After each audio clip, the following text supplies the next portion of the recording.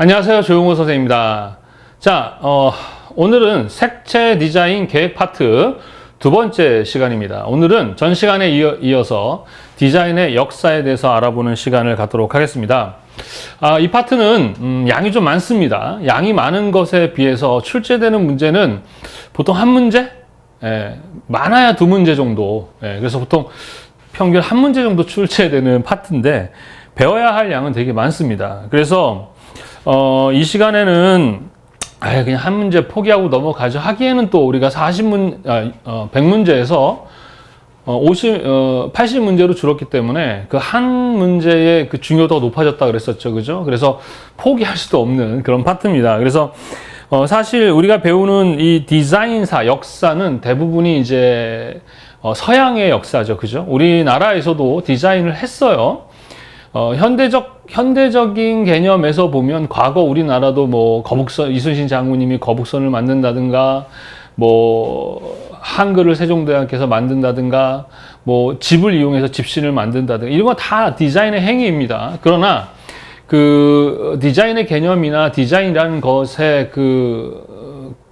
것들이 서양의 역사로부터 시작됐고, 그것을 가지고 지금이 우리가 사용하고 있는 이 디자인이 만들어진 거라서 디자인의 역사를 공부할 때는 특히 유럽의 역사, 미국도 있지만 유럽의 역사에 대해서 공부를 해야 되는데, 또 여기서 또 그 초창기 우리 디자인이라는 말을 사용하지 않았었어요.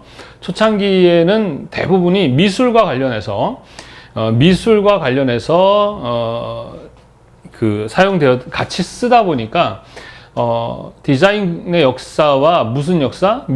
서양 미술의 역사는 상당히 겹치는 부분이 많습니다. 그래서, 과거에는 뭐 전시회도 얘기했지만 디자인 학부가 별도로 없었습니다. 미술 학부 안에 디자인 전공, 디자인과가 있었었는데 지금은 이제 거의 구분이 됐죠. 별도의 디자인 학부. 그래서 전 시간에 배웠듯이 미술은 순수 미술, 우리는 무슨 미술? 응용 미술로 이렇게 구분되어졌다고 얘기를 했습니다. 자, 그리고 이 역사를 왜 공부해야 되느냐? 자, 역사라는 공부가 왜 중요하냐면, 여러분들은 모두 우리 대한민국 국민이죠. 그죠? 왜 이런 마음이 우리가 들까요? 이 나라에서 태어났기 때문에 그렇습니까? 아니죠. 이 나라에 태어나도 대한민국 자체를 또 싫어하는 이상한 사람들도 있어요. 그죠? 우리가 같은 이 대한민국의 애국심이라는 것을 갖게 되는 것은 같은 역사를 공유하고 있기 때문에 그렇습니다. 우리가 저도 마찬가지지만 제 나이 이후에 태어나신 분들은 일본의 식민지 시절을 겪었나요? 겪지 않았죠. 하지만 여러분들 마음에는 마치 진짜 우리가 식민지를 겪은 것 같은 그러한 뭐 생각해보면 분노도 일어나고, 그죠? 그런 것은 왜 그런 거예요? 우리의 역사, 대한민국 국민이 같이 공유하고 있기 때문에 그렇습니다. 우리의 역사를 통해서 우리가 많은 것도 배울 수 있겠죠. 그죠? 그 역사를 통해서 나는 한국인이구나 라는 것을 우리가 그런 정체성을 갖는 것처럼 디자이너들도 마찬가지예요. 내가 왜 디자이너지? 라는 것을, 그런 정체성을 갖기 위해서는 기본적인 역사에 대한 공부가 필요하다. 근데 사실 거의 대부분이 서양 미술사인데 이 미술사 한 파트만 가지고도 한 학기를 공부할 정도로 양이 많아요. 그래서 우리가 그런 미시적 공부는 필요 없고, 기본적인 어떤 큰 키워드, 핵심 키워드 정도, 그리고 시험에 자주 출제되는 것들 위주로 이해하고 넘어가면 될 것 같습니다. 그래서 선생님이 이 강의 자체를 예전에는 좀 길게 했었는데 이제 새로 제가 촬영하는 지금에서는 좀 양을 줄이려고 합니다. 선생님이 이렇게 그 인문학적 강의 같은 걸 많이 하거든요, 원래는. 그래서 필기 공부에서 단순히 암기하고 하는 것보다는 이런 인문학적 소양도 같이 키웠으면 해가지고 그런 것들 많이 넣었었는데, 그러다 보니까 좀 필기 준비하는데 시간이 많이 소요된다 그래서 그런 부분을 조금 줄이고 하긴 할 건데 줄이면서 가도록 하겠습니다. 자, 일단 디자인의 역사 하면 기본적으로 이제 우리가 나누는 게 초기로 나눌 수 있고, 초기 디자인, 그 다음에 이제 뭐가 있어요? 근대 디자인, 그 다음에 무슨 디자인? 현대 디자인, 이렇게 크게 세 파트로 나눌 수가 있습니다. 시험 문제가 가장 많이 나오는 파트는 근대에서 거의 많이 출제가 되고 있고, 가끔 가다가 이제 초기와 현대에서 출제됩니다. 가장 중요한 것은 이제 근대 디자인에서 시험 문제가 거의 출제가 됩니다. 이유는 현대의 그 실제 디자인의 어떤 모양을 갖춘 것은 실제 근대부터입니다. 초기는 좀 애매해요. 이게 디자인인가? 라고 할 만한 그런 것보다는 거의 미술사라고 보시면 되겠습니다. 그래서 초기는 서양의 중세시대, 그죠? 근세시대, 우리나라의 조선시대 같은 중세, 근세, 요 시기가 이제 초기 디자인이고, 그 다음에 그 근대 디자인은 보통 17세기 이후를 이제 근대 디자인이라고 합니다. 자, 그럼 현대는 뭐냐? 그러면 이제 현대로 넘어갈 때 가장 우리 인류의 큰 사건이 있었습니다. 그 사건이 뭡니까? 1차 세계대전, 2차 세계대전.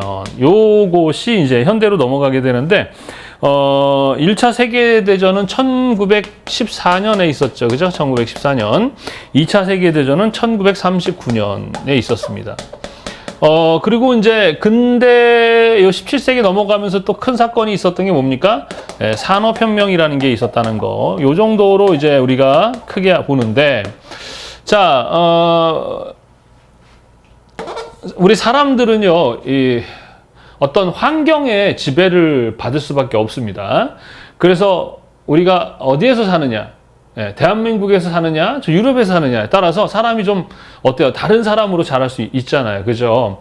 그래서 그 시대에 미술이든 뭐 디자인이든 음악이든 그 시대의 문화, 첫 번째는 문화라 그러죠. 문화. 우리 뭐 음주 문화, 뭐 교육 문화, 보건 문화, 이런 문화가 있어요. 공통된 뭐 인간으로 얘기한다면 어떤 습관이죠.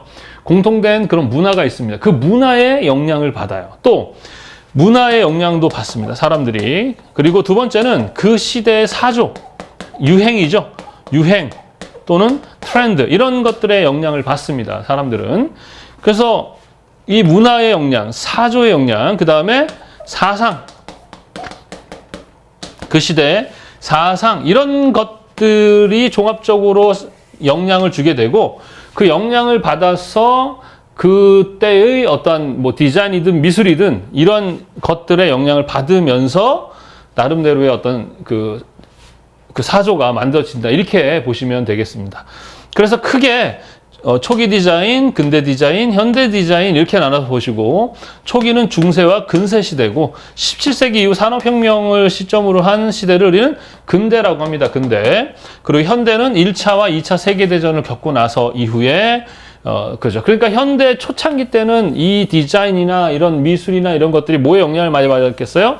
그쵸. 전쟁의 영향을 많이 받았습니다. 전쟁. 그리고 초기 중세 근세 사이에는 유럽은 무슨 시대, 무슨 사상이 있었죠? 그렇죠. 기독교 사상이 있었습니다. 그러다 보니까 기독교 사상의 영향을 받았죠.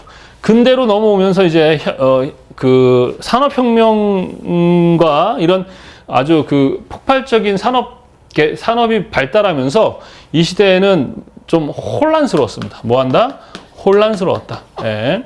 하여튼 이런 어떤 문화적인 특징들, 그 다음에 이 시대의 어떤 사조, 사상, 이런 것들이 이런 크게 나눠져 있고, 이런 것들에 의해서 이제 이렇게 디자인도 영향을 받아서 나름 유행이 있었다라는 겁니다.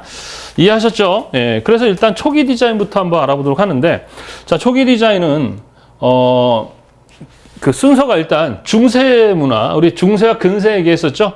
중세, 그 다음에 고딕 양식, 르네상스, 바로크, 로코크, 신고전주의. 이거 다 들어보셨죠, 여러분들? 어디선가? 자, 그 다음 두 번째가 낭만주의, 사실주의, 인상주의, 후기 인상주의, 표현주의, 야수파. 이런 것들을 우리는 이제 초기 디자인이라고 이야기를 합니다. 자, 근데 이거 다 뭐, 디자인이냐? 그건 아니고요. 이건 다 미술사와도 연결되어 있고, 또 그 당시 이제 미술이 순수 미술이 뭐예요? 회화, 조각, 건축 이런 것들 다 포함한 게 미술이잖아요. 그러니까 과거의 미술은 지금의 어떤 디자인도 포함이 돼 있었고, 그러니까 미술이라는 걸 가져와서 했기 때문에 구분하기도 좀 애매한. 그러니까 디자인이라고 할 수도 있고 미술이라도 할 수 있고, 왜 미술이 디자인의 도구로서 많은 부분 사용됐기 때문에 뭐 구분하기 어려웠어요. 그래서 지금은 완벽히 많은 부분 구분되어 있지만 과거에는 거의 미술이라는 것이 디자인이었다 이렇게 보시면 돼요. 그건 무슨 차이냐 그러면 상업적인 목적, 그러니까 단순히 그림 그 자체의 목적이 아닌 상업적인 목적을 위해서 미술을 갖다 사용하면 그게 이제 뭐 디자인이었다 이렇게 보시면 되겠습니다. 근데 여기서 시험 문제가 진짜 간혹가다 한 문제가 나옵니다. 그 중에서 이제 주로 출제되는 문제들은 이제 교재 보시면은 지금 선생님이 책을 만들 때 지금까지 나왔던 모든 기출 문제를 다 분석을 했습니다.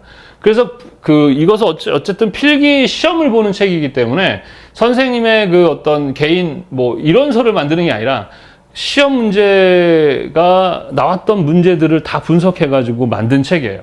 그러다 보니까 특히 지금은 CBT 방식으로 바뀌어서 기존에 나왔던 문제들, 문제 은행식으로 출제가 되기 때문에 선생님이 정리한 요 안에 보면 몇 년 몇 월에 한 번씩 나왔다 이렇게 되어 있는 부분들은 그 부분을 조금 더 관심 있게 보시면 되실 것 같습니다. 그래서 시험 문제 여기서 가장 많이 나오는 거는 가끔가다 이제 중세 문화에 대한 요걸 물어보는 문제랑 그 다음에 많이 나오는 게 바로 바로크 문화. 요 두 가지가 가장 많이 출제가 되고 있습니다. 자, 그 외 나머지는 안 나오나요? 그거는 말할 수가 없습니다. 나올 수도 있어요. 나올 수도 있는데 지금까지 출제된 문제들 대부분이 중세시대와 바로크를 물어보는 문제가 간혹 나왔었다. 그럼 이걸 어떻게 해야 되느냐. 하나하나 다 뭐 그 시대의 어떤 사조, 바로크 사조, 문화 이런 것들을 다 이해할 필요는 없고요. 아까도 얘기했지만 키워드만 이해를 하시면 되겠습니다. 자, 일단 중세시대에 이때는 기독교적 사상, 뭐의 영향을 받아요? 기독교적 사상의 영향을 받았다. 그러니까 이 기독교 사상을 기반으로 해서 이제 건물도 그리고 뭐 음악도 뭐 회화도 다 그것의 영향을 받아서 작품들 또는 그런 것들이 디자인되었다 이렇게 보시면 돼요. 그래서 뭐가 기독교 신앙이 중심이었다. 예. 그러다 보니까 이제 성당 같은 거를 짓게 되겠죠. 성당 안에 우리 여러분 가보셨나요? 스테인드 글라스라든가 모자이크 뭐 이런 것들이 다 그 성당 안에서 표현되는 그런 것들이죠. 그리고 로마네스크 양식이라는 것은 이제 그 전에 그리스와 로마 시대의 양식을 영향을 많이 받아서 건축을 하거나 하는 그런 방식이다. 이렇게 로마네스크는 그런 거예요. 그래서 로마네스크의 큰 특징은 아치와 돔 형태. 이렇게 우리 국회의사당에 보면 이렇게 돔 형태의 이런 기둥이 있죠. 지붕이 있죠. 그거를 바로 아치와 돔이라고 합니다. 요것이 가장 큰 특징이었다. 중세 문화 시대는. 자, 중세 시대는 뭐에 영향을 많이 받았다? 기독교의 사상에 영향을 많이 받았고, 아치와 돔이 큰 그 특징이고, 로마네스크 양식을, 그러니까 영향을 받아서 아치와 돔 형태를 갖췄다. 뭐 대표적인 성당은 피사 대성당이라는 게 있어요. 여기 뭐가 있습니까? 피사 대성당.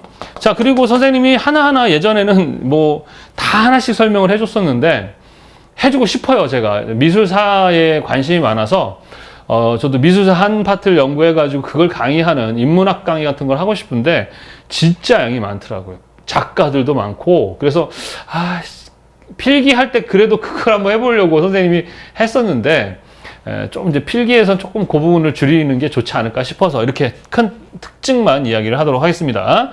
자, 그럼 중세 문화 시대의 대표적인 양식이 바로 고딕 양식입니다. 요것도 중세 문화 요 같이 좀 출제가 가끔 되는데 이 중세 문화의 대표하는 양식이 뭐다? 고딕 양식이다라는 거예요. 고딕 양식은 중세 중세 로마네스크와 르네상스 사이의 양식으로서 중간 정도의 그죠? 양식으로서 노트르담 대성당이라는 게 있습니다. 노트르담 대성당. 그래서 얘도 똑같이 아치랑 돔이 있는데 여기는 첨두형 아치라고 그래요. 첨두형 아치. 뭐라고요? 첨두형 아치. 자, 이건 뭐냐면 얘처럼 이렇게 둥근 돔이 아니라 지붕이 이런 식으로 좀 뾰족한 형태. 요거를 우리는 첨두형 아치라고 합니다. 뭐 요 정도. 그 다음에 대표하는 건물이 노트르담 대성당이다. 이렇게 여기는 피사 대성당, 노트르담 대성당. 요 정도만 아시면 될 것 같습니다. 자, 그 다음에 르네상스는 이제 여러분들 잘 아는 거죠. 우리 레오나르도 다빈치, 라파엘로, 미켈란젤로 이런 사람들인데, 자, 항상 사람들은요, 어떤 하나의 문화 또는 하나의 어떤 사상을 이렇게 모두가 다 똑같이 공유하지 않습니다. 항상 어떠한 사상이 나오면 그것을 반대하는 사상이 나오고 또 그것을 반대하는 사상이 나오고 이렇습니다. 어떤 문화가 나오면 그걸 반대하는 문화가 나오고 이런 식이에요. 그래서 이 미술사도 마찬가지입니다. 어떠한 사조가 나오면, 유행이 나오면 그걸 반대하는 또 것이 유행되고 이런 식으로 된다고 보시면 돼요. 그래서 중세 고딕 문화의 그 특징은 기독교 사상이다. 그래서 신중심입니다. 헤브라이즘, 신중심입니다. 그러니까 인간들의 어떤 감정이나 인간들의 어떤 그런 그 표현력 이런 것들이 많이 배제가 돼 있었습니다. 그러다 보니까 상당히 작품이 경직되어 있죠. 그죠? 네, 그래서 나온 게 바로 르네상스 운동인데, 르네상스 운동은 뭐, 우리처럼 뭐, 디자인만 적용된 게 아니라, 모든 분야에, 음악이라든가, 뭐, 회화라든가, 건축이라든가, 이런 데에 이제 영향을 주게 됩니다. 자, 그래서 프랑스어로는 부활이다, 재생이라 이런 뜻이고요. 얘의 신중심에서 헬레니즘, 인간에 대한 이해와 개성, 이런 것들을 좀 더 돋보이게, 아름답게 표현하는 그러한 것들이 유행했다. 그게 르네상스예요.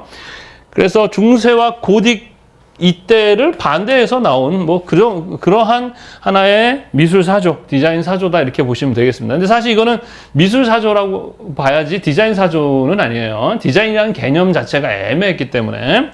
자, 시험 문제 제일 많이 나오는 것 중에 하나가 뭐다? 바로크 양식이다.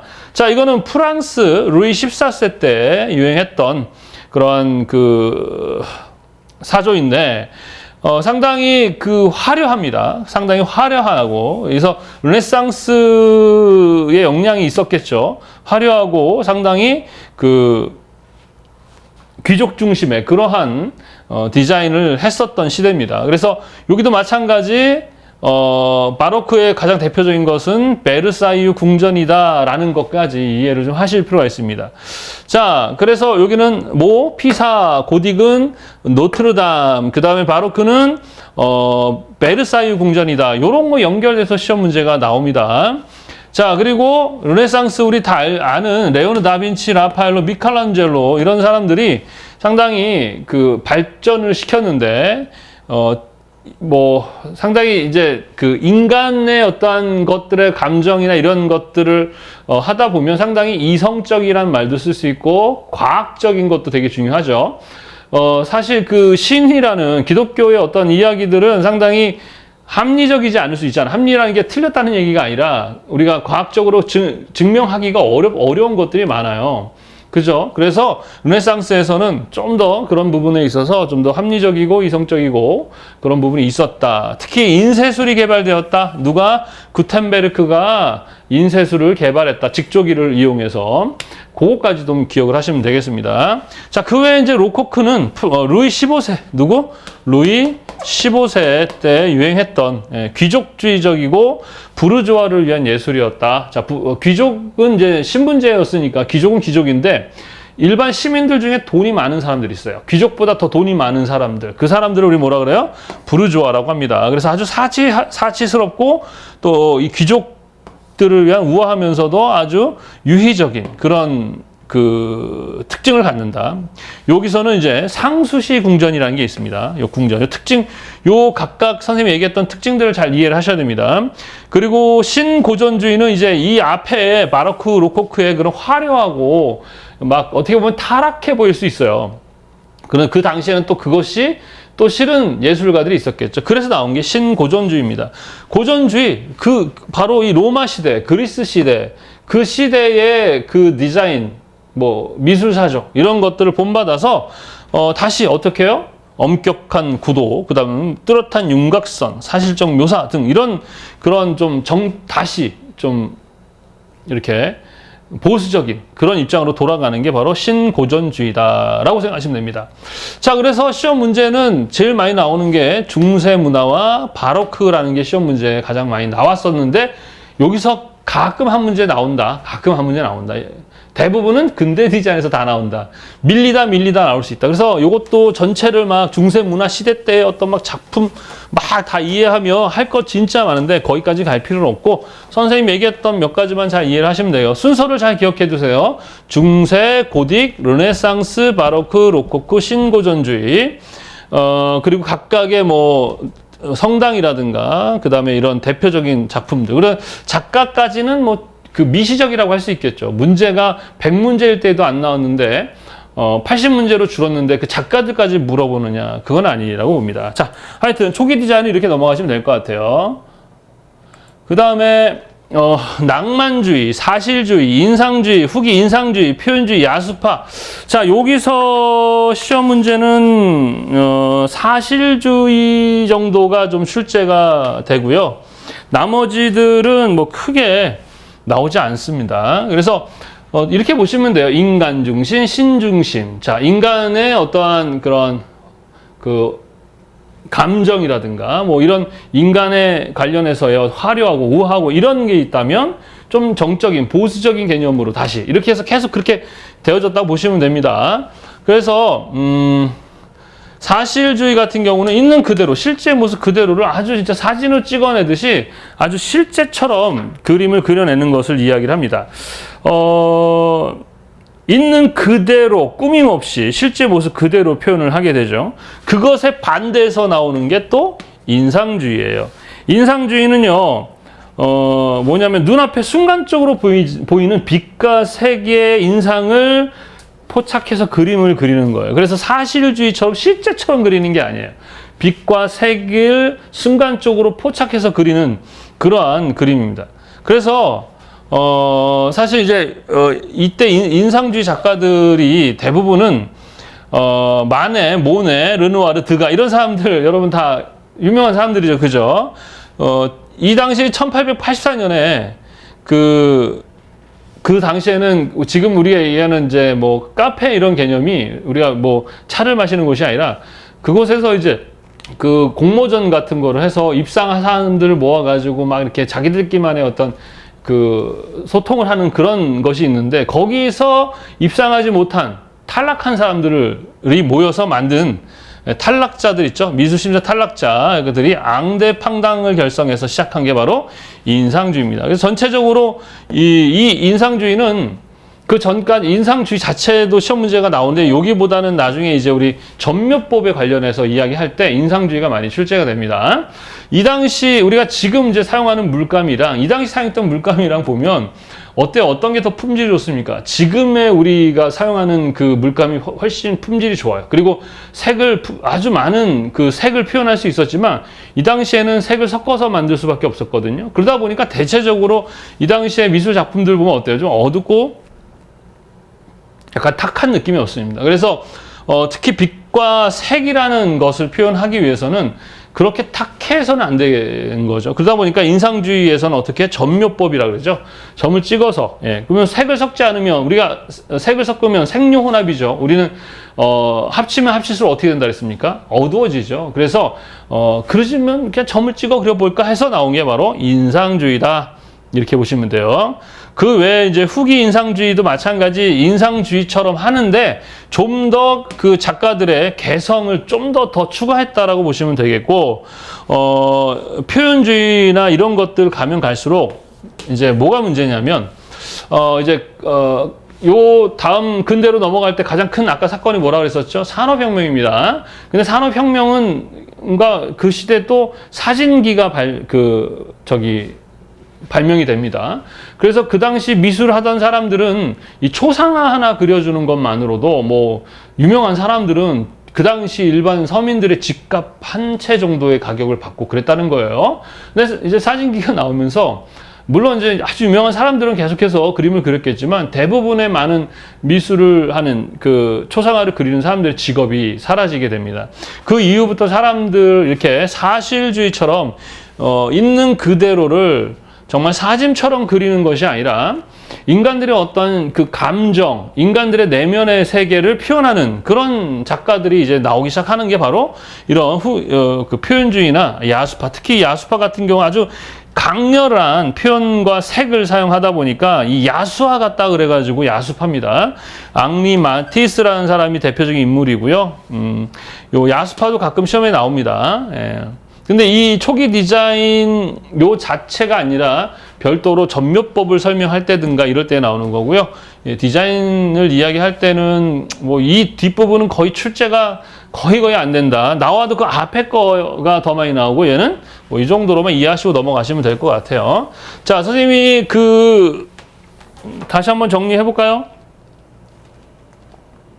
자, 시험에 많이 나오는 건 중세, 그 다음에 바로크 양식 요 두 가지가 많이 나오고요. 많이 나온다고 해서 매번 나온다는 건 아니고요. 근대 디자인에서 거의 다 나옵니다. 그러다가 가끔 정말 한 번씩 나오는 파트이기 때문에 그럼 그 중에서도 뭐가 제일 많이 나오냐? 중세와 바로크가 많이 나옵니다. 뒷부분에서는 사실주의라는 것랑 인상주의 요런 거 진짜 야수파 같은 경우도 거의 출제가 안 되는데 진짜 가끔 나온다라는 거. 그리고 각각의 뭐 작가까지는 아니어도 돼요. 이거는 작가까지 필요 없고 우리 아까 얘기했던 궁전이나 그런 그 성당 요 관련해서 암기하시고요.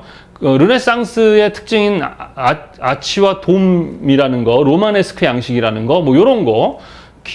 그런 것들만 잘 기억을 하시고 넘어가시면 될 것 같아요. 자, 초기 디자인을 예전에는 제가 재밌어하는 파트라 가지고 좀 오래 붙잡고 있었는데 이제 이 정도만 하고 넘어가겠습니다. 네. 자, 그 다음에 우리 시험에 많이 나오는 근대 디자인으로 넘어가도록 하겠습니다. 자, 근대 디자인 그러면 기본적으로 산업혁명이라는 것이 아주 중요한 사건이라고 했었습니다. 자, 산업혁명이 일어나면서 지금도 이제 AI 시대로 넘어가고 있죠. 그죠? 그러면서 사람들이 엄청난 공포에 빠져 있습니다. 요즘에 뭐 챗GPT나 제미나이 이런 거 보면 놀랄 놀자입니다. 정말 너무 좋아요. 선생님도 과거에 뭐 자료 수집 사실 우리가 기획이라는 걸 할 때 가장 중요한 게 뭐라고요? 문제인식하고 자료를 수집하는 건데 그 자료를 수집하는 시간들이 엄청 많이 걸렸었어요.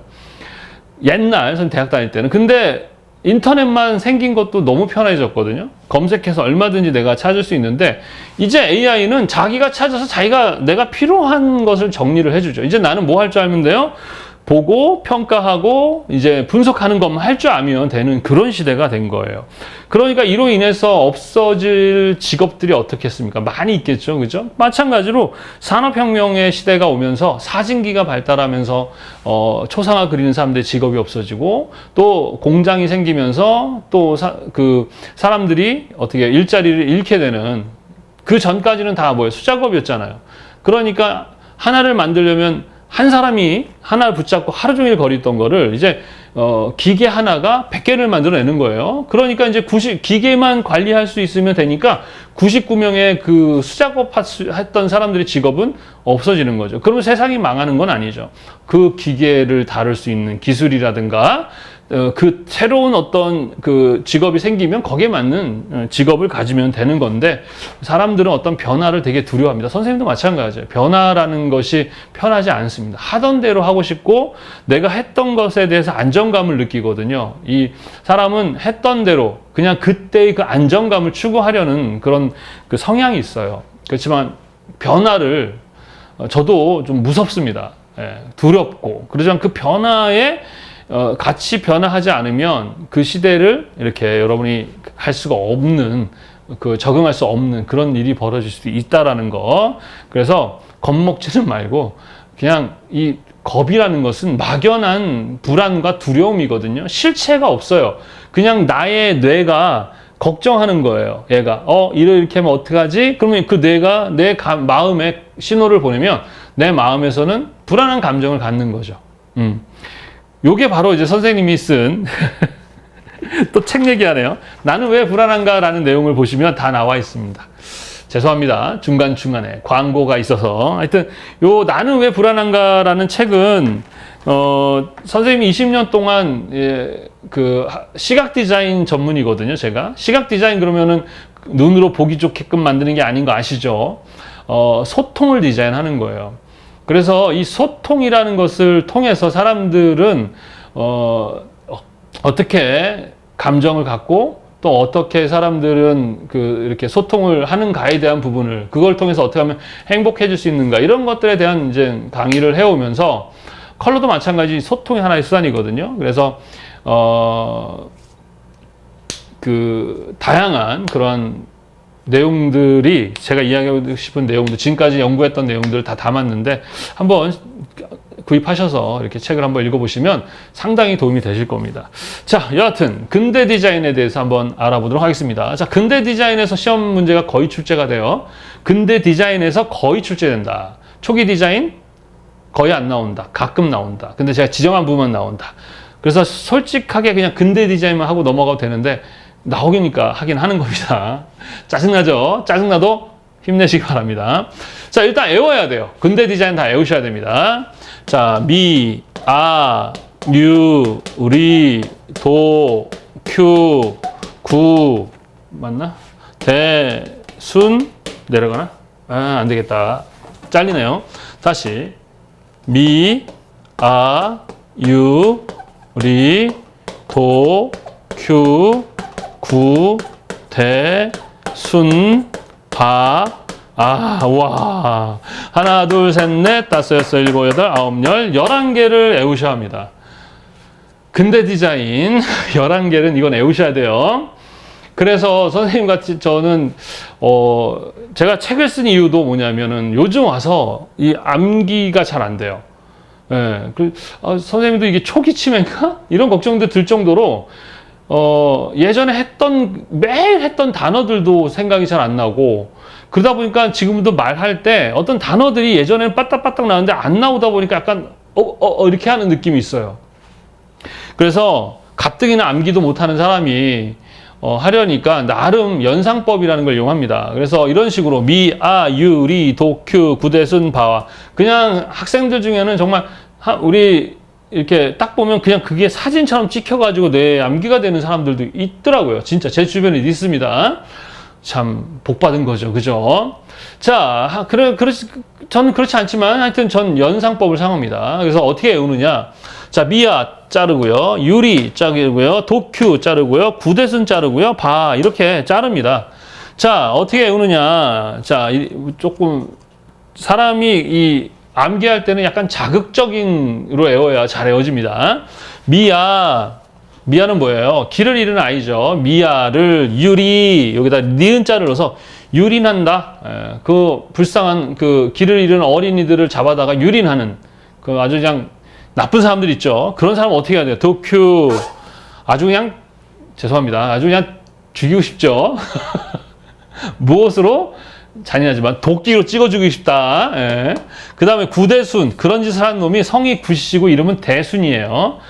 그래서 그놈이 도끼로 맞아 죽었어. 봐. 이렇게 저는 암기를 합니다. 좀 잔인하죠. 죄송합니다. 암기법입니다. 자, 이렇게 외우죠. 미아를 유린하면 도끼로 죽는다. 누구처럼? 구대순처럼. 봐라. 이렇게 외웁니다. 미아, 유리, 도큐, 구대순, 바하. 이렇게 외웁니다. 다 같이 한번 해볼까요? 미아, 유리, 도큐, 구대순, 바하. 이렇게 저는 외워요. 근데 선생님 저는 그냥 외워집니다 하는 분들은 그냥 외우세요. 욕하지 마시고. 자, 미는 미술공예운동이라고 합니다. 뭐라고요? 미술공예운동.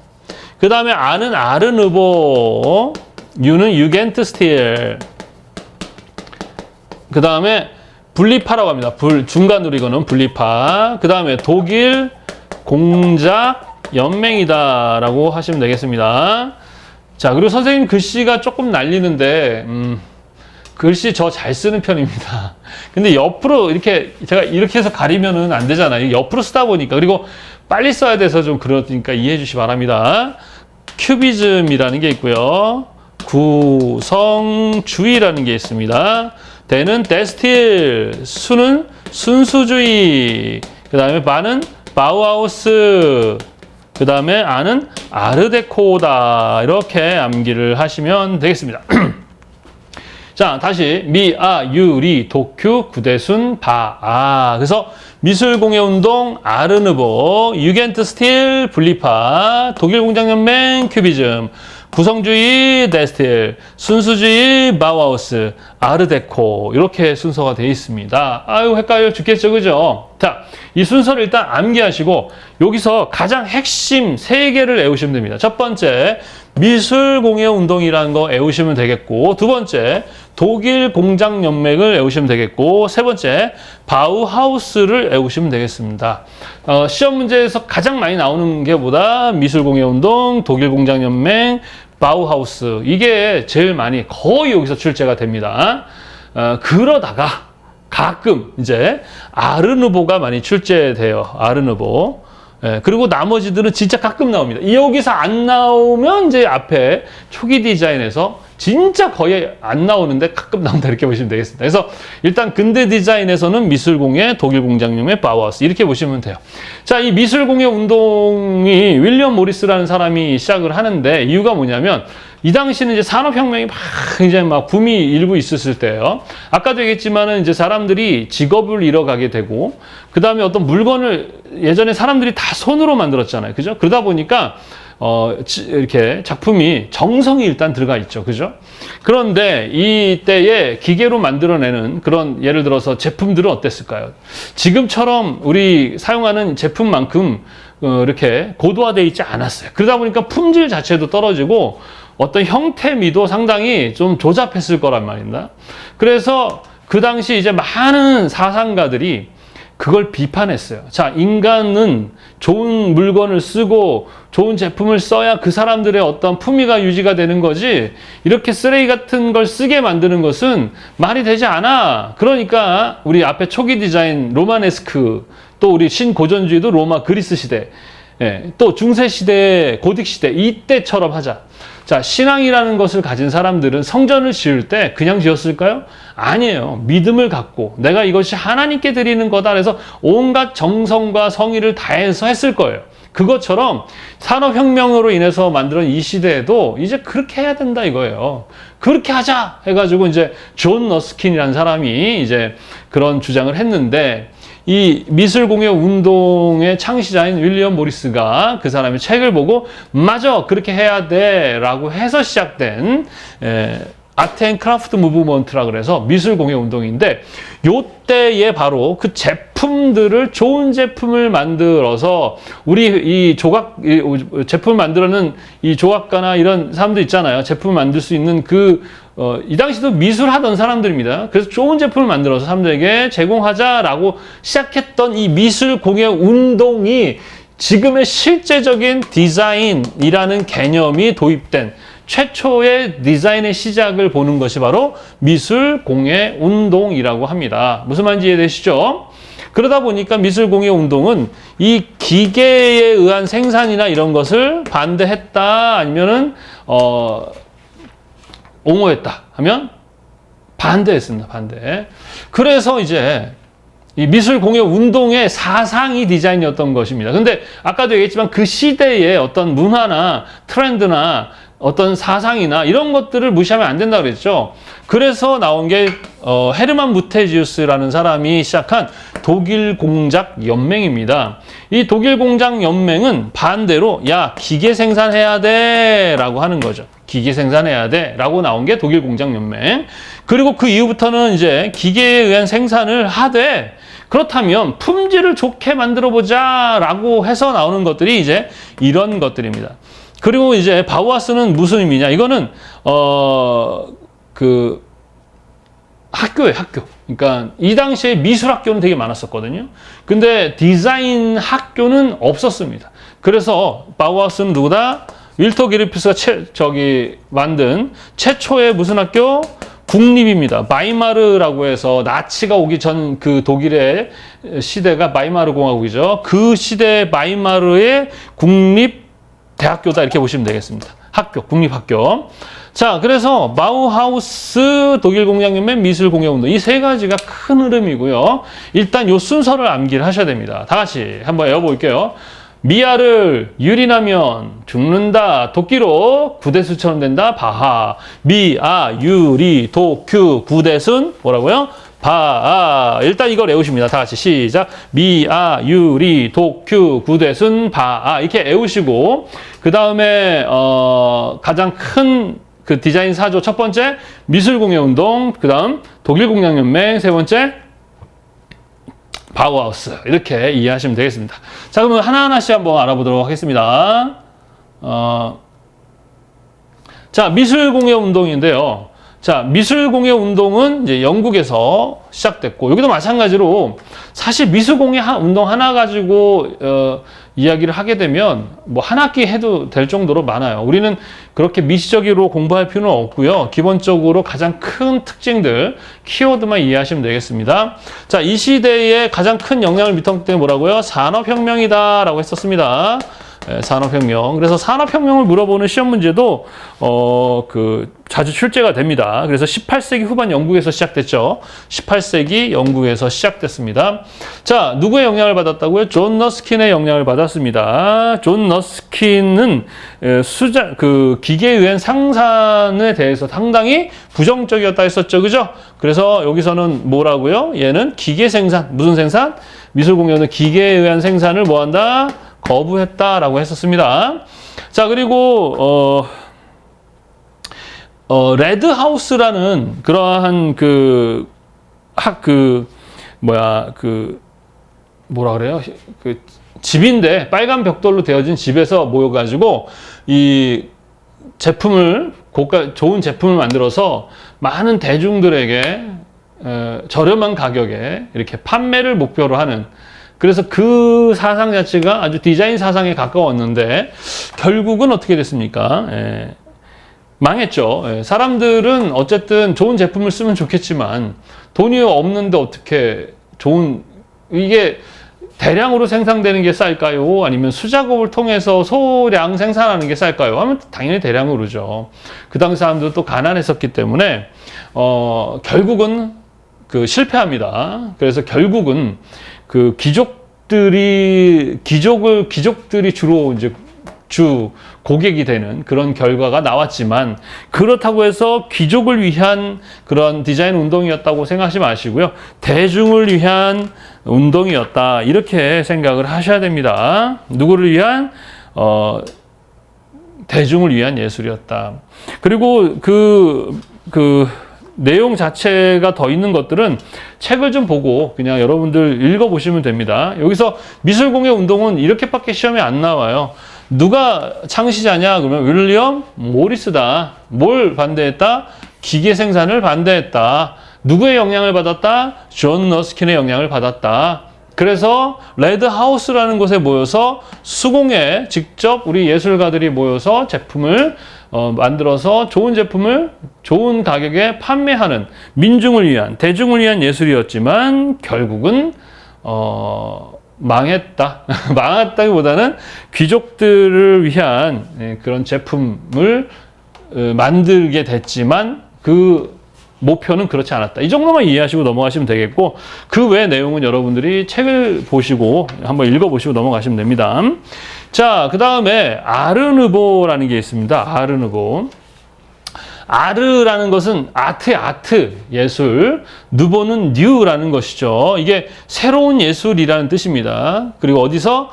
벨기에에서 시작됐다. 아르누보, 벨기에. 그 다음에 이제 아르누보 벨기에에서 먼저 시작되면서 유럽은 어때요? 그 주변에 나라들이 딱딱딱 다 붙어 있죠. 그래서 그 나라마다 다 이렇게 이 사상이 유행을 탑니다. 그러면서 각 나라마다 자기들만의 아르누보 이름을, 그러니까 아르누보라는 건데 자기 나라에 맞게 이름이 바뀝니다. 그래서 이 유겐스틸도 뭐예요? 아르누보입니다. 그래서 독일의 아르누보죠.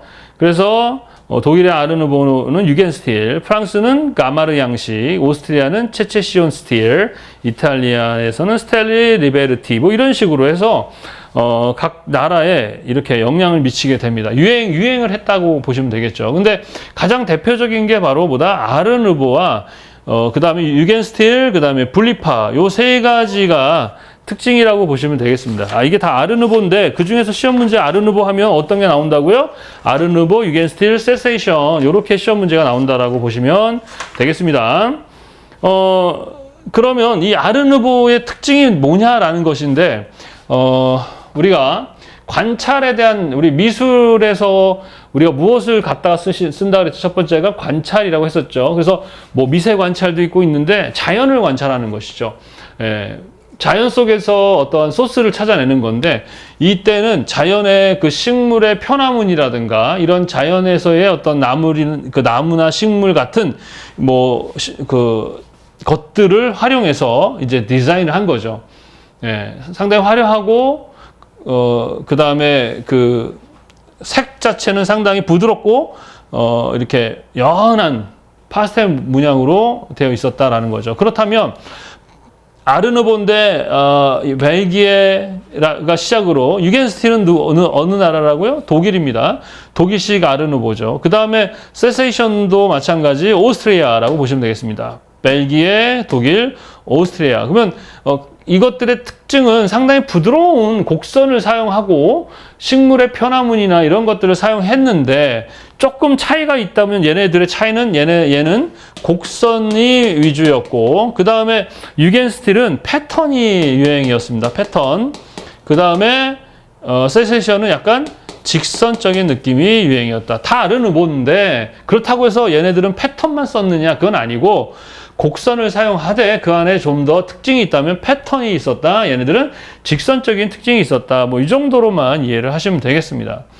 자, 그래서 아르누보는 이런 식물의 편화무늬를 활용하였다. 그리고 각각 나라마다 그 유행하면서 이름들이 별도로 있는데 독일의 아르누보는 유겐스틸, 그 다음에 오스트리아의 아르누보는 세세이션. 이거 세세이션이라는 게 분리하다는 뜻이죠. 분리파 이렇게 이야기 됐었습니다.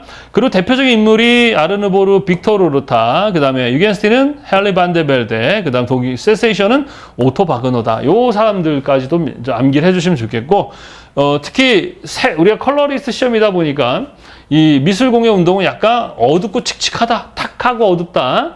그 다음에 요 아르누보는 상당히 부드럽고 연하다. 이렇게 보시면 되겠습니다. 자, 그래서 제일 많이 나오는 것은 미술공예 운동, 독일공장연맹, 그 다음에 바우하우스인데 그 다음에 나오는 게 바로 아르누보 문제가 많이 나옵니다. 그래서 아르누보 그러면 자연의 식물, 뭐 편화무늬 같은 것들을 활용했구나. 그리고 곡선의 특징, 패턴, 직선의 특징 이런 것들을 가지면서 나눠지고 인물들은 이런 사람도 있다. 이쪽에 아시면 되겠습니다. 그런데 아르누보가 아까도 얘기했지만 곡선적 아르누보와 직선적 아르누보가 있는데 교재에 나와 있습니다. 곡선 아르누보는 이렇게 프랑스, 벨기에, 독일, 이탈리아 동구권 이렇게 되어 있고 그 다음에 직선적인 느낌은 영국, 특히 북부, 오스트리아 빈 이런 거 중심으로 이렇게 되어 있었습니다. 얘도 마찬가지 패턴이라서 패턴이 아니라 곡선적이면서도 패턴이 있다는 얘기입니다. 그래서 이쪽 두 개가 곡선적이고 얘는 직선적인. 그래서 그거를 물어보는 시험이 기사에서 가끔 출제가 됩니다. 산업기사 시험은 좀 일반적인 문제가 나온다면 기사는 약간 꽈서 나오는 문제들이 이런 문제가 나올 수 있어요. 그래서 똑같이 아르누보를 물어보는데 직선적 아르누보가 아닌 것은 이러면서 곡선적 아르누보가 아닌 것은 하면서 시험 문제가 나올 수도 있다라고 보시면 되겠습니다. 자, 그 다음에 독일 공장연맹 대표로 한 사람 누구라고요? 헤르만 무테지우스다.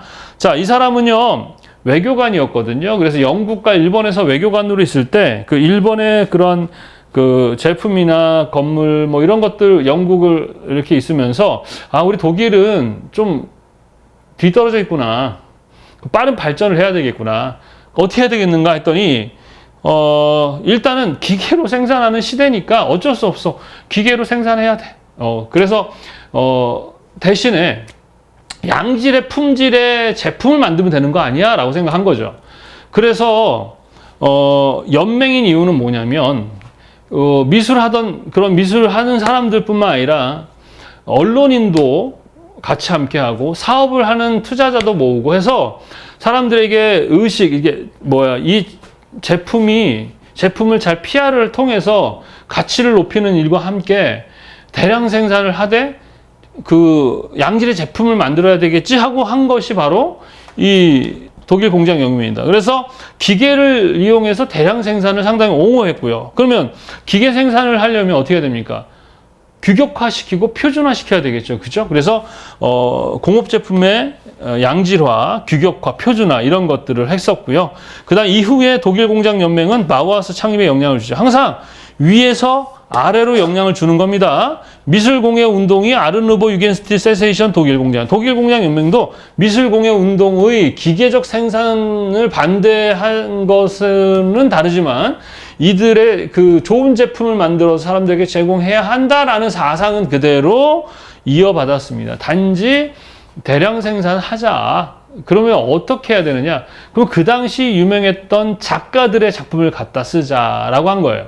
그러면 그 당시 이제 손으로 만들면 아주 화려하게 만드는 그런 그 것들도 있지만 특히 초현실주의 초현실이란다. 추상주의 작가들 있죠. 가장 그 개념 요소라고 해서 점선면 입체, 그지?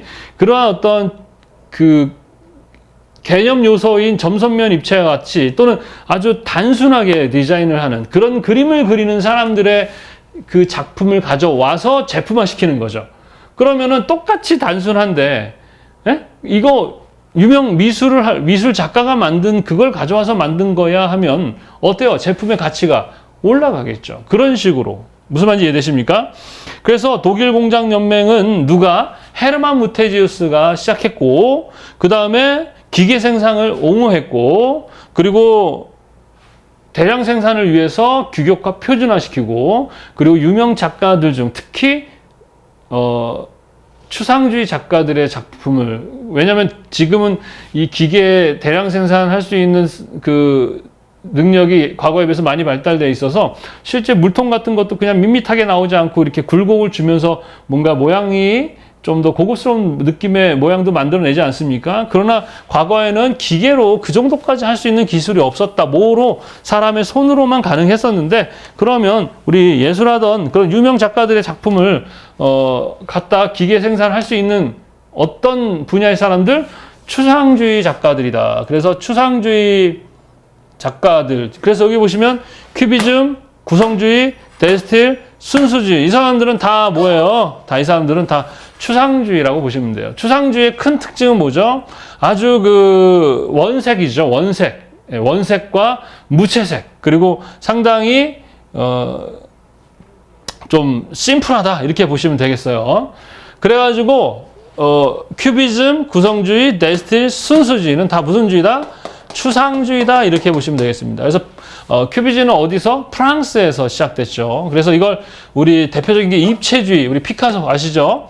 그래서 이때는 이제 우리 아프리카의 전통 문양 등을 이렇게 피카소 작품을 보면은 상당히 이렇게 좀 애들 장난하는 것 같은 그림을 그렸어요. 그래서 사람들이 야, 그림도 못 그리면서 그랬는데 아주 그림을 잘 그리던 사람입니다. 아버지도 미술 선생이었고 아주 그 크로키 같은 거 그리는 것도 보면 아주 잘 그리는 사람이었어요. 근데 얘기했지만 단순히 있는 그 모습 그대로를 실제처럼 그리는 것은 사진기로 대체가 되면서 좀 더 인간의 어떤 내면적인 그런 인간의 감성, 인간들의 어떤 그런 내면의 것들을 표현하다 보니까 이런 추상주의 작품들도 나오게 됐어요. 점 하나 찍고도 이거 작품이 될 수 있거든요.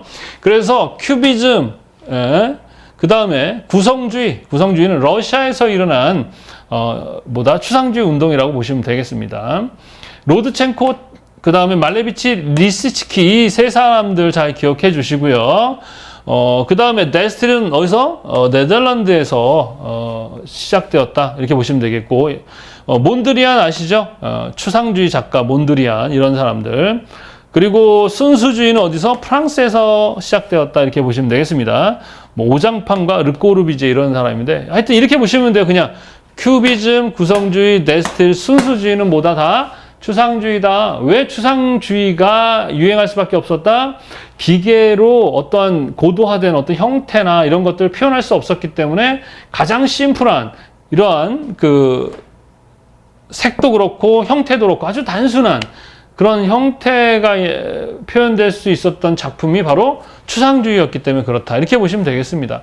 그래서 각각 어느 나라, 큐비즘은 프랑스, 구성주의는 러시아, 데스틸은 네덜란드, 순수주의는 프랑스다. 이 정도만 이해하시고 얘네들은 다 뭐다? 추상주의다. 추상주의는 개념 요소인 점선면 입체, 그 다음에 원색 위주의 아주 단순하고 심플한 형태의 그림들을 그렸던 양식이다 이렇게 아시면 되겠습니다. 자, 그래서 이제 바우하우스가 만들어지는데 바우하우스는 윌터 그리피우스라는 사람이 처음에 바이마르 공화국입니다. 거기서 국가의 지원을 받아서 최초에 만든 무슨 학교? 디자인 조형학교다라고 보시면 되겠습니다.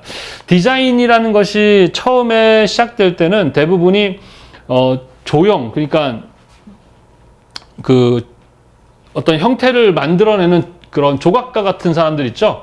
그런 게 디자인하는 것이었었어요. 지금처럼 어떤 그림의 형태들은 앞에서 우리 했던 그 인쇄술이 발달되면서 이 시각 디자인 관련한 것들이 시작되긴 했지만 대부분은 이제 제품 디자인 쪽이 이 디자인의 처음에 시작이었다 이렇게 보시면 되겠습니다. 그래서 바우하우스는 누가? 윌터 그리피우스에 의해서 바이마르라는 그 당시 국가의 지원을 만든 국립 학교였다. 이 정도로 보시면 되겠습니다. 바우하우스는요, 이 앞에 거에 영향을 많이 받았어요. 독일 공장 혁명부터 해서 쭉 받고, 물론 사상은 미술공예 운동에 영향을 받았지만, 특히 독일 공장 혁명에 영향을 많이 받습니다. 그래, 이것도 마찬가지예요. 아, 그래. 기계한 생산 좋아. 그런데 어떻게 하면 더 좋은 품질을 만들 수 있을까에 대해서 끝없이 이제 연구가 이루어지면서 그것을 종합적으로 이렇게 연구할 수 있는 그런 지금의 대학가 같은 곳이 필요했겠죠? 그래서 만든 학교가 바로 바우하우스입니다. 자, 바우하우스는요, 많은 좋은 교수들도 있었고, 그 다음에 바우하우스는 결국 독일의 바이마르 공화국이 망하고 나서 나치가 이제 독일을 차지하게 되죠.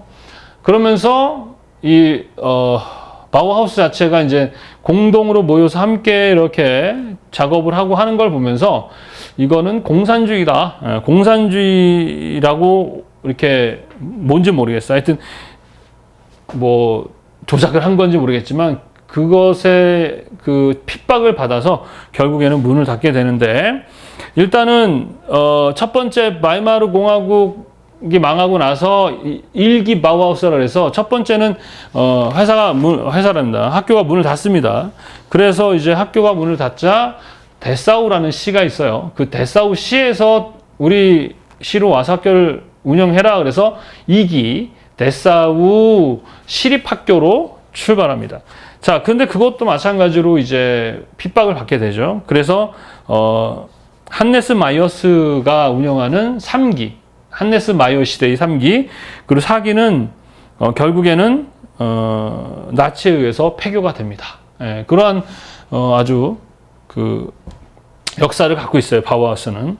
근데 이때 이 학교에서 강의를 했던 교수들이 뭐 미국으로 이렇게 망명을 하고 이렇게 해서 모홀리 낙이라는 선생이 있거든요. 그 사람은 시카고에 뉴 바우하우스라는 학교를 설립해 가지고 운영하기도 하고 이렇게 바우하우스가 그 이후에도 학교는 망했지만 출신 학생들이라든가 선생들이 각각의 영역에서 많은 그런 디자인의 발전에 영향을 미쳤다 이렇게 보시면 되겠습니다.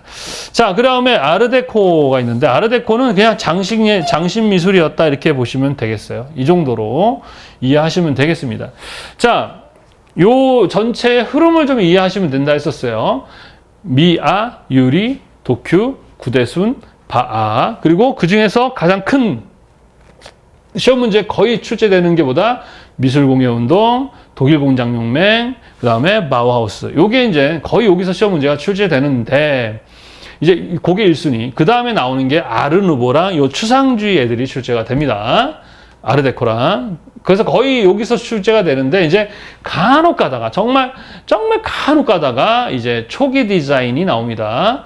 바로크라든가, 그 다음에 중세시대, 그 다음에 르네상스. 요 정도의 문제가 나옵니다. 무슨 말인지 아시겠죠? 그리고 나서 또 진짜 가끔 나오는 게 바로 이제 현대 디자인 쪽이 나오게 돼 있다. 이렇게 보시면 되겠습니다.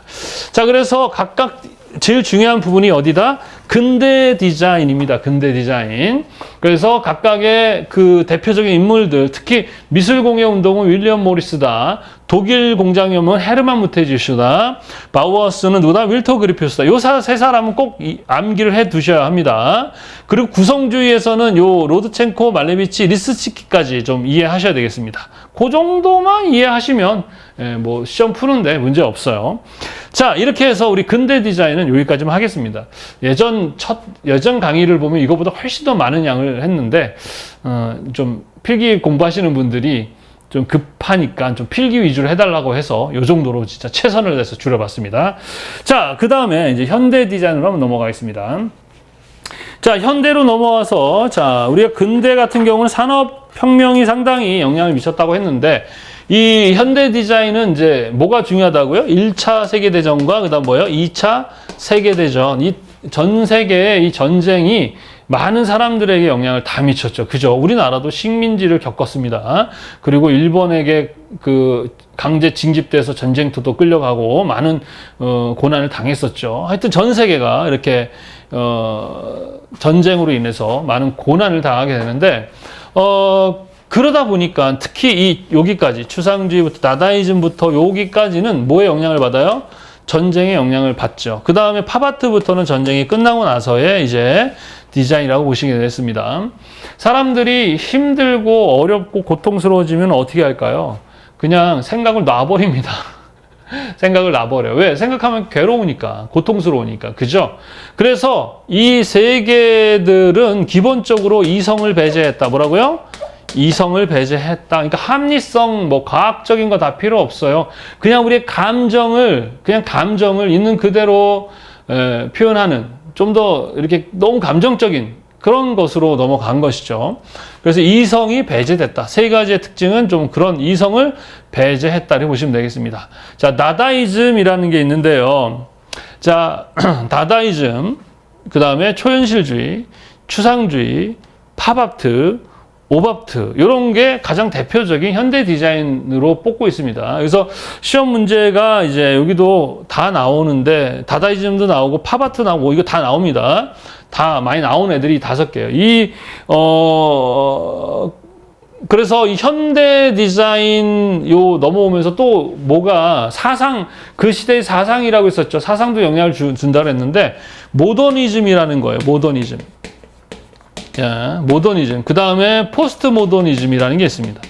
요 두 가지, 이건 사상이거든요. 이 사상도 이 시대에 영향을 미칩니다. 자, 모더니즘이라는 것이 뭐냐면, 이제, 중세시대 같은 시대, 이 신중심의 시대에서는, 좀 아까 얘기했지만 혼란스럽고, 그 다음에 좀 억울하다? 이렇게 할 수 있어요. 왜냐면은, 그냥 저 사람은 마녀다. 아무 죄도 없어요. 그냥 자기들이 저 사람을 죽이고 싶으면, 그냥 말도 안 되는 전 마녀다라고 하면 사람들은 따져보지도 않고 잡아다 죽이고 고문합니다. 자, 그러다 보니까 많이 억울하죠. 그러면서 모더니즘은 이 현대로 넘어오면서 사람들이 아니야, 이제는 확인해야 돼. 마녀다? 그럼 이유를 대. 그럼 명확하게 그 이유를 찾고 그 합리적인 그런 판단을 해야 된다는 겁니다. 그래서 합리적인 판단, 과학적인 근거 이런 것들을 가지고 이제 판단하고 생각하고 하는 그런 시대가 바로 모더니즘이에요. 그런데 인간이 만들어내는 사상들은 완벽한가요? 공산주의가 완벽했습니까? 아니잖아요. 이론은 너무 좋죠. 함께 어울리고 함께 공동생산해서 공동분배해서 같이 잘 살자 하는데 그게 됩니까? 안 되죠. 안 돼요. 사상이라는 것은 그냥 이론은 좋은데 그걸 실행하는 인간들이 모두 천사이지 않으면 할 수가 없습니다. 근데 인간은 천사가 아니거든요. 한계를 가진 그런 삶을 사는 사람이다 보니까 내가 더 잘 먹고 잘 살고 싶어 하는 이기성을 갖고 있기 때문에 그런 이론적인 그런 사상이 먹히지 않는 것처럼 모더니즘도 어떻게 보면 맞잖아요. 그죠? 과거의 그런 어떤 비합리적인 그런 것이 아니라 합리성을 추구하는 거죠. 근데 문제는 그 모더니즘이 뭐 우리 디자인에 뿐만 아니라 모든 분야에 영향을 미치는 거예요.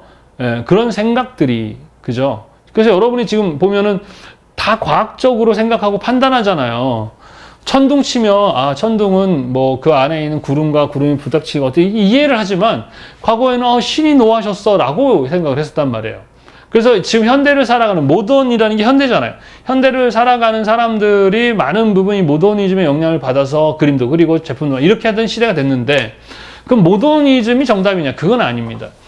항상 어떤 게 진리고 어떤 게 선인지에 대한 그것이 인간 세상에는 없거든요. 그러니까 힘 있는 사람들이 그 이론이 그 사람들의 생각이 그냥 정설이 되는 그런 문제들이 발생합니다. 그러다 보면 어떻게 됩니까? 차별이 일어날 수가 있어요.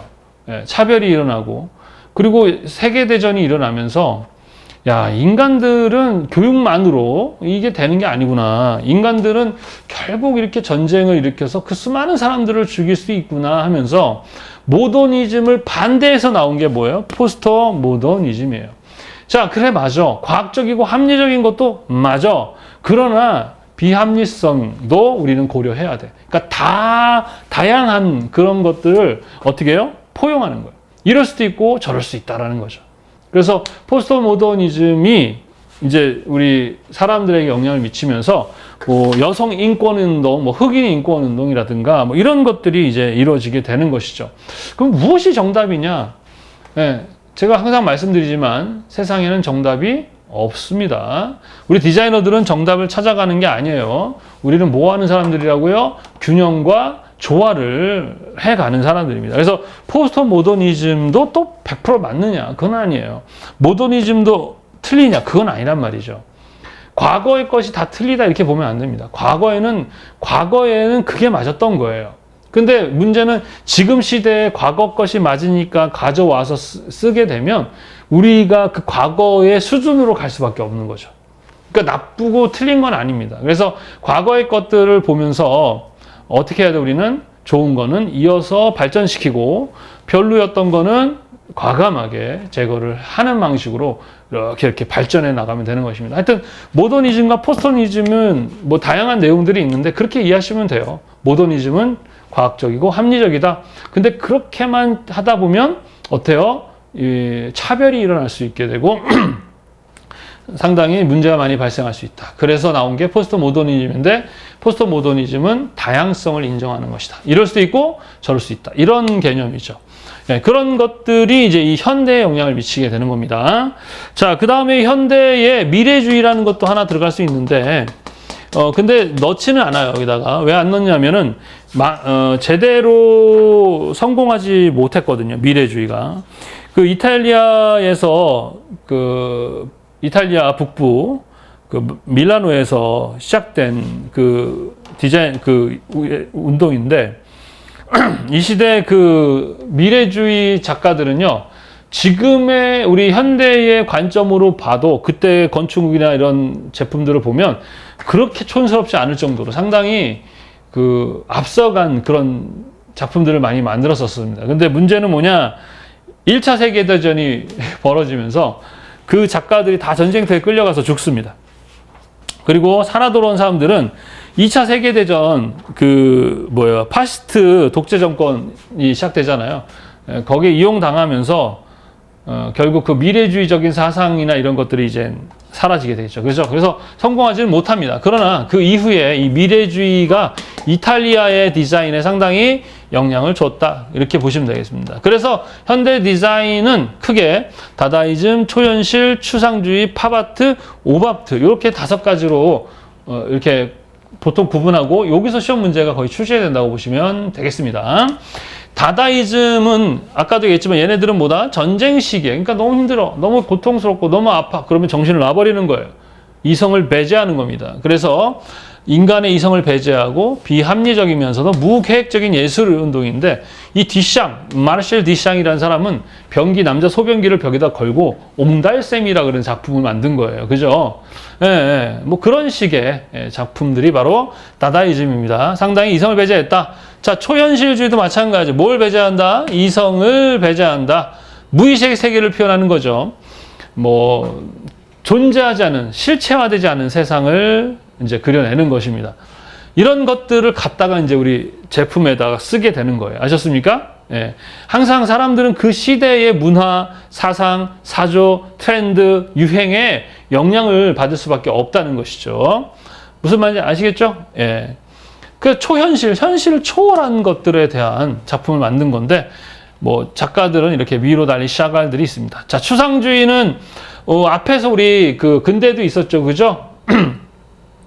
그 추상주의는 아주 심플한 그런 그림들인데 대표적으로 그 두 사람이 있어요. 몬드리안과 칸디스칸인데 차가운 추성은 몬드리안입니다. 몬드리안 작품 보면 선을 그어놓고 이렇게 해서 빨강, 노랑, 파랑 같은 원색을 그려내는 그 작품을 만든 사람 많이 봤죠? 그 사람이 몬드리안이고 그 사람은 이렇게 선을 이렇게 딱딱 직각으로 하다 보니까 상당히 차갑고 딱딱하다 그래서 차가운 추상이라고 하고 뜨거운 추상 칸디스키는 상당히 이렇게 어떻게 해요? 좀 더 얘보다는 좀 더 난색 위주 색깔도 그렇고 형태도 그렇고 아주 자유스럽게 그려냅니다. 그래서 칸디스키는 뜨거운 추상했다. 차몬, 뜨칸 이렇게 오거든요. 그래서 요거를 이해하시면 되겠습니다. 자, 그러면서 전쟁이 끝나면서 이제 계속해서 이렇게 있을 수는 없죠. 그러면서 좀 더 대중적이면서도 좀 더 즐겁고 화려한 그러한 예술이 나오는데 그게 뭐예요? 팝아트입니다. 팝아트. 많이 들어보셨죠? 앤디 워홀, 코카콜라 마크라든가 마릴린 몬로. 그래서 예술 그러면 상당히 좀 무겁고 좀 더 이렇게 좀 규칙도 있고 그랬지만 이때는 마치 이 팝아트는 일러스트 같은 만화 같은 그런 대중적인 그런 작품을 그렸어요. 그러면 그것은 미술사조인데 그걸 가져와서 티셔츠에다 넣는다든가 제품을 활용했다든가 그러면 이제 디자인에 활용이 됐는데 팝아트들을 많이 사용했다 이렇게 보시면 되겠습니다. 그래서 상업적이고 상징성을 강조했고 이 기존의 미술의 그런 아카데미즘적인 그런 엘리트 문화를 반대하는 대중예술이었다라는 거죠. 그럼 팝아트가 막 유행하면 팝아트만 또 사람들이 다 좋다 그러는 아니죠. 그걸 반대하는 오밥트라는 것이죠. 그래서 그런 어떤 순수한 미술의 그 미술의 그 특징들을 가지고 이제 그 팝아트 같은 그 상업적이고 마치 만화 같은 그런 게 아니라 좀 더 그 상업주의랑 상징성을 반대하는 그래서 얘는 착시라 그래. 착시 뭐라고요? 시각적 착시를 이용해서 순수한 시각적 착각 영역을 확대하고 비재현적이다라는 게 뭐냐면은 어떤 그림을 이렇게 합쳐지거나 이렇게 무슨 렌즈로 본다든가 하면 그림이 만들어지는 뭐 그런 식의 뭔가 착시를 이용한 작품들이 나왔다 이렇게 보시면 되겠습니다. 자, 그래서 현대 디자인 5가지 다다이즘, 초현실주의, 추상주의, 팝아트, 오밥트 이 5가지를 기억하시면 됩니다. 자, 1차, 2차 세계대전을 거치면서 사람들은 상당히 힘들었을 겁니다. 그죠? 그것이 마찬가지 이 예술이나 이런 데 영향을 주게 되고 그러다 보니까 이성을 배제하는, 그죠? 합리성을 배제하는 그런 작품들이 이렇게 유행을 했고 그 다음에 전쟁이 끝나고 나서는 아주 대중적이고 상업적인 것을 유행시키다가 다시 오밥트가 팝아트를 반대하면서 또 이렇게 착시를 이용한 순수 예술을 하자라는 이런 것들이 나왔다. 이렇게 보시면 되겠습니다. 자, 시험 문제에 가장 많이 출제되는 건 어느 때다? 근대 디자인이다. 왜냐하면 근대 디자인이 이제 디자인의 사실적 시작이라고 보시면 돼요. 초기 디자인이라는 개념은 사실 없었어요. 초기 디자인은 디자인의 개념보다는 거의 대부분이 뭐예요? 미술입니다. 회화, 조각, 그 다음에 뭐 건축 이런 그냥 미술의 개념. 순수 미술의 개념이었다고 보는데 요즘에는 이제 초기 디자인 해서 이렇게 나누기도 하지만 실제 현대의 디자인과도 많이 차별이 있지만 현대 디자인의 개념이 도입되고 시작된 것은 미술 공예 운동이다라고 이제 해서 시작된 거고 현대 디자인 넘어오면서 이제 전쟁을 거치면서 이런 것들 다다이즘 그 다음에 초현실주의, 추상주의, 팝아트, 오바트가 유행을 했다 이렇게 보시면 됩니다. 자, 이렇게 해서 우리가 초기 디자인, 그 다음에 근대 디자인, 그 현대 디자인에 대한 이야기가 끝났습니다. 그 다음에 이제 거의 출제는 안 되는데 나라별 그 디자인 특징이라 그래가지고 얘네들도 진짜 가끔 나와요. 진짜 가끔. 그런데 안 할 수는 없고 마찬가지로 뭐 이거를 다 암기할 필요는 없고 큰 특징들만 이해를 하시면 됩니다. 그래서 특히 디자인의 시작이 이 서양 쪽 특히 유럽 쪽에서 시작되다 보니까 지금도 이 디자인 그러면 유럽이 가장 유명하죠. 그 이유가 있어요. 역사가 있기 때문에 그런 것입니다. 그래서 일단은 시험 문제에 많이 나오는 게 이제 이탈리아의 디자인과 일본 디자인, 미국 디자인, 그다음 스칸다미아 디자인, 그다음 한국 디자인은 뭐 거의 출제가 되지는 않지만 가끔 나옵니다. 그냥 가끔 진짜. 거의 안 나온다고 다 될 거예요. 그래도 이해는 해야 되겠죠. 우리 스칸다비니아가 어디죠? 유럽의 저 끝에 이렇게 기둥 나와 있는 나라 있죠. 스웨덴, 노르웨이, 핀란드 이 국가들을 우리는 스칸다비니아라고 그래요. 그 다음에 요 밑에 벨기어를 넣기도 하고 안 넣기도 하는데 일단 뭐 넣기도 합니다. 그래서 일단 덴마크는 빼고 스웨덴, 노르웨이, 핀란드의 북쪽에 있는 유럽 지역인데 덴마크도 넣기도 합니다. 자, 이 스칸다나비아 제국의 특징은 뭐냐면 북쪽에 위치하다 보니까 상당히 좀 춥죠. 그래서 상당히 그 자연 친화적인 디자인을 합니다. 자연 친화적. 얘네의 특징 뭐라고요? 자연 친화적이라는 건 뭐예요? 자연의 형태, 자연의 재료, 자연의 것들을 많이 응용해서 하는 그런 디자인을 한다라는 거죠. 그리고 인간의 감각과 관계를 더 중요시하는 예술적 방향. 그러니까 좀 거의 그 디자인, 지금 어떤 상업적 디자인도 상업 디자인이라고 얘기를 하죠. 뭐냐면은 디자인을 돈 버는 데 쓴다는 얘기예요. 상업이라는 건 돈 벌 때 쓰는 것을 상업이라고 그래요. 그래서 돈 버는 디자인을 상업 디자인 하는데 대부분이 돈을 버는 목적으로 하되 상당히 예술적, 회화적, 그 미술의 어떤 순수 미술의 경향이 많이 들어가 있다 보니까 이 제품들이 상당히 이렇게 좀 멋있죠, 좋고. 자, 뭐 그 정도만 이해하시면 되겠고. 선생님이 단어가 생각이 안 나요, 단어가. 그러다 보니까 과거에는 참, 내가 이렇게 멋있는 말을 많이 했는데 왜 지금은 그런 단어가 생각이 안 나고 이렇게 이런 식이 잘 모르겠습니다. 그래서 과거에는 왜 나이 많은 사람들은 저렇게 말을 하고 저렇게 좀 더 버벅거릴까라고 생각했는데 선생님이 나이를 먹고 보니까 결론은 인간은 다 똑같구나. 그때 그 어르신들을 얕보거나 했던 내가 참 부끄럽더라고요.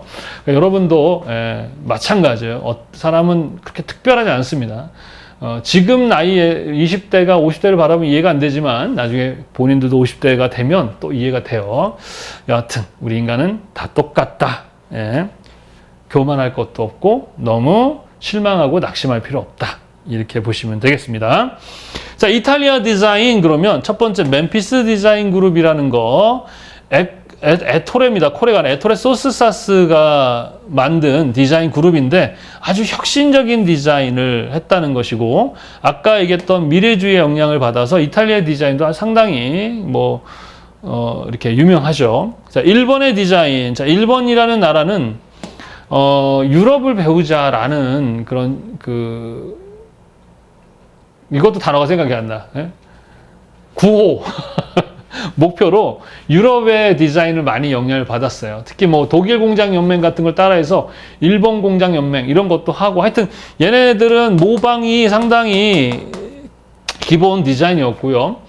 그러니까 미국의 제품을 이만한 걸 자그맣게 만들고 뭐 독일 걸 가져와서 또 자그맣게 만들고 이런 식으로 이렇게 모방을 통해서 발전을 했었습니다. 그래서 조밀하고 변적, 간결, 기능, 명쾌, 형태 상징 이런 것들 아주 소박한 색채 문화, 극소주의 이런 거 모방을 통해서 하면서 이제 가격도 싸면서 이제 제품도 어느 정도 좋은 제품이다 보니까 어느 한때는 이제 선생님 대학 때만 해도 샤프라든가 모토로라라든가 하여튼 일본 제품 이거 또 마이마이라 해서 그 하나 있으면 너무 좋았었거든요.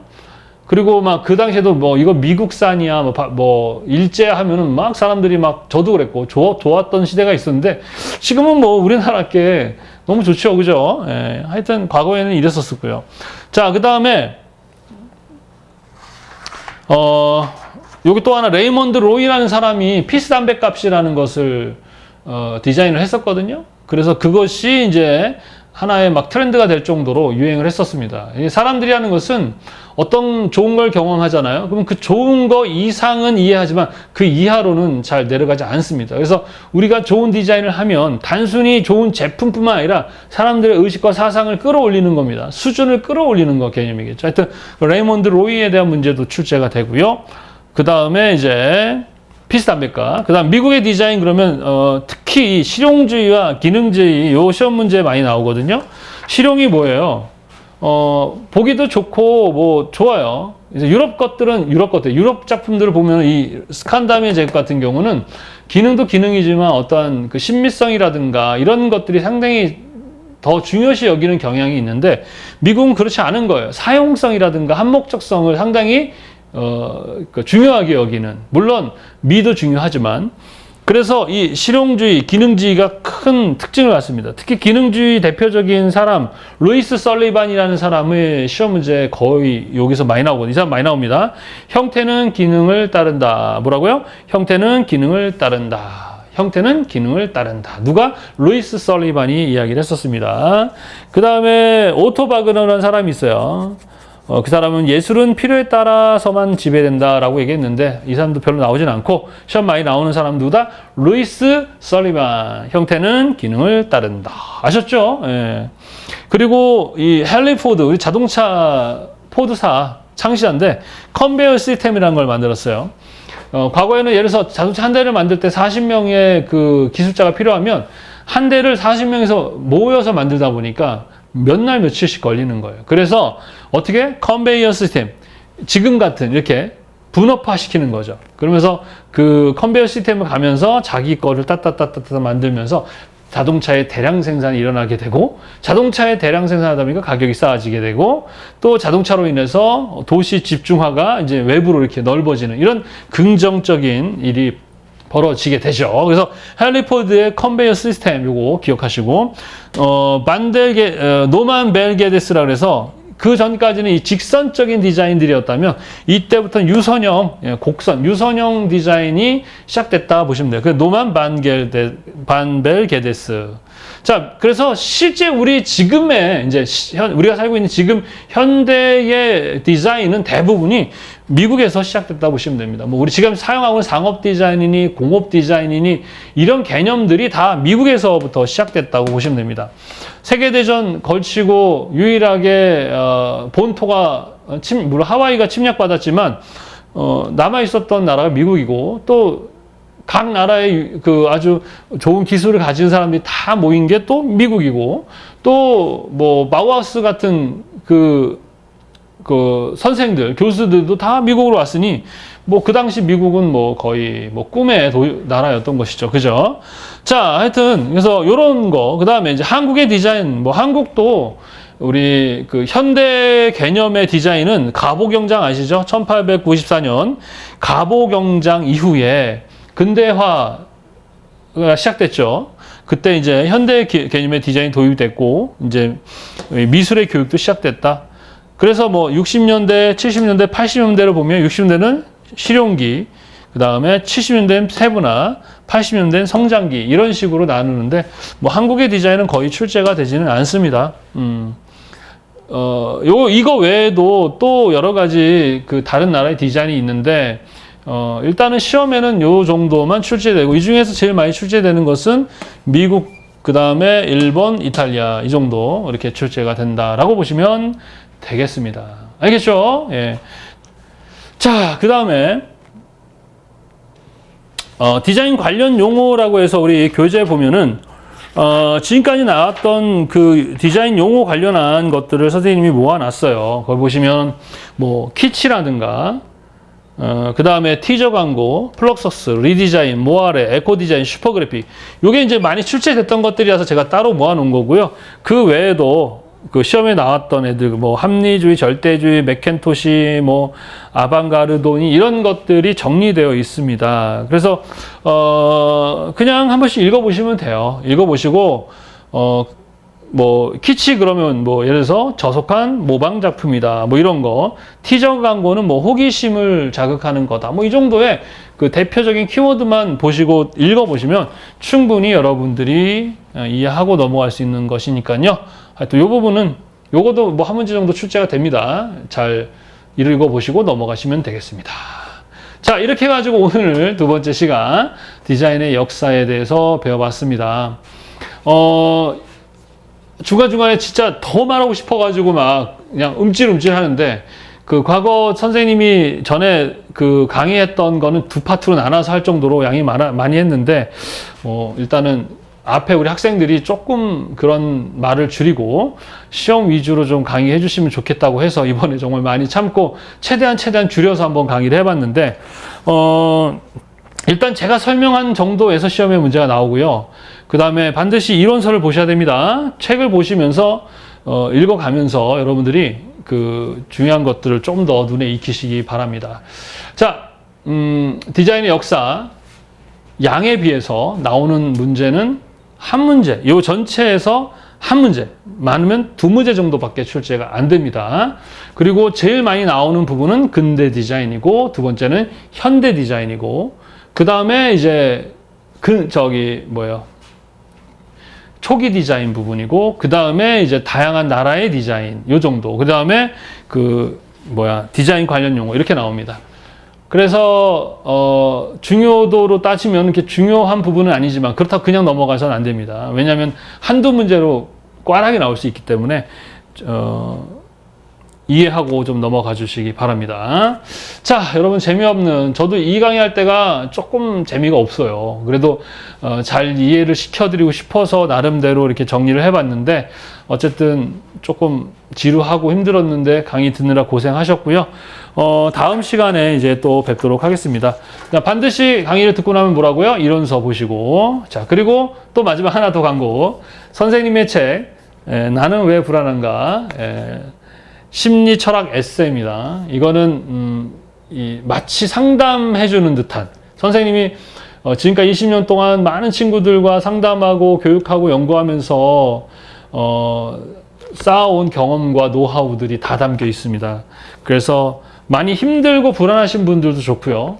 특히 디자이너들은 꼭 읽어봤으면 좋겠고, 이거는 단순히 어떤 그 심리책이 아닙니다. 이 안에는 다양한 상황과 그 다음에 현실적으로 어떻게 불안을 관리하고 또 사람들과 어떻게 소통하는지 현실적인 내용들이 상당히 많이 담겨 있기 때문에 한 번씩 읽어보시면 좀 더 건강한 삶을 누릴 수 있을 거라고 봅니다. 특히 디자이너들은 꼭 한번 읽어보세요. 제목을 좀 잘못 지었나? 하여튼 가장 원초적인 질문이라서 이렇게 했는데, 자, 나는 왜 불안한가? 이거 꼭 좀 한 권씩 사서 읽어봐 주시면 감사하겠고, 주변에도 조금 소개 좀 많이 부탁드립니다. 힘든 친구들 또는 뭘 어떻게 해야 될지 모르는 친구들한테는 이렇게 선물 한 번씩 해주시면 너무 감사하겠습니다. 자, 여러분 고생 많이 하셨고요. 포기하지 마시고요. 끝까지 최선을 다하시되 선생님과 함께 잘 따라오시면 다 좋은 결과 있을 것입니다. 자, 수고하셨습니다. 감사합니다.